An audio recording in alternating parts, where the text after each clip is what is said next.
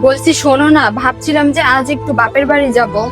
কেন, কয়দিন আগে না এক সপ্তাহ থাইকে আসলা বাপের বাড়ি, আবার এখন কি করতে যাবে?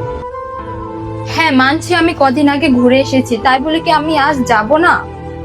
এখন দেখছি ঘন ঘন বাপের বাড়ি যাওয়ার জন্য বায়না করো, একবারে পার্মানেন্ট ওখানে থেকে যাও।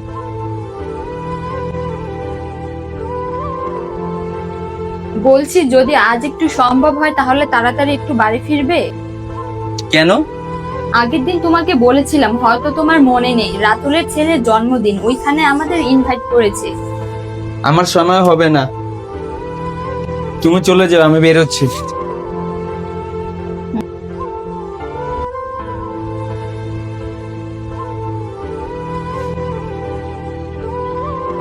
কি হয়েছে, মন খারাপ কেন?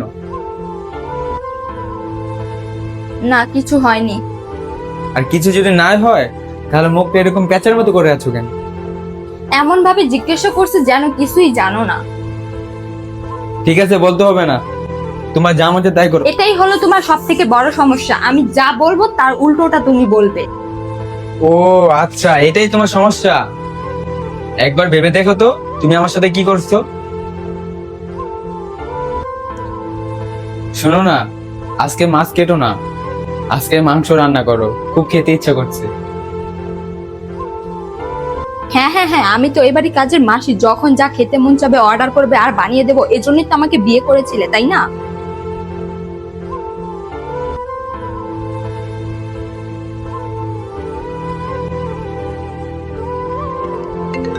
মুন্নি কথা বলো না, অফিস থেকে বস ফোন দিয়েছে। যেদিন থেকে তোমাকে বিয়ে করেছি না, সেদিন থেকে আমার সব কথা বলা বন্ধ হয়ে গেছে, বুঝেছো? সত্যি তোমার কি যে হয়েছে না, আমি কিছুই বুঝতে পারি না। আমি যা বলি তুমি তার উল্টাটা করো।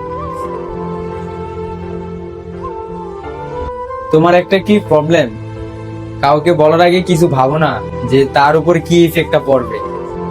আই এম সরি, আসলে আমি সংসারের চাপে পড়ে তোমার সাথে এরকম ব্যবহার করে ফেলতাম। প্রতিটা কাজেই অনেক কষ্ট আছে, এই যে আমি অফিসে সারাদিন কত পরিশ্রম আর কাজ করি, তারপর যখন আমি বাসায় ফিরি ক্লান্ত হয়ে, আর অফিসের রাগটা যদি আমি তোমাকে আইসা দেখাই, তাহলে কি তোমার ভালো লাগবে? তোমার তো ভালো লাগবে না। তুমি আমাকে যেটা বোঝাতে চেয়েছো আমি সেটা বুঝতে পেরেছি, এরপর থেকে আর এরকম কখনোই হবে না। আচ্ছা বাবা ঠিক আছে, তাড়াতাড়ি রেডি হয়ে নাও, কার জন্য জন্মদিনে যাওয়ার কথা ছিল না? ভাবছি ওইখানে আর যাব না, দুইজনে মিলে আজকে একটু ডিনারে যাব। ওকে।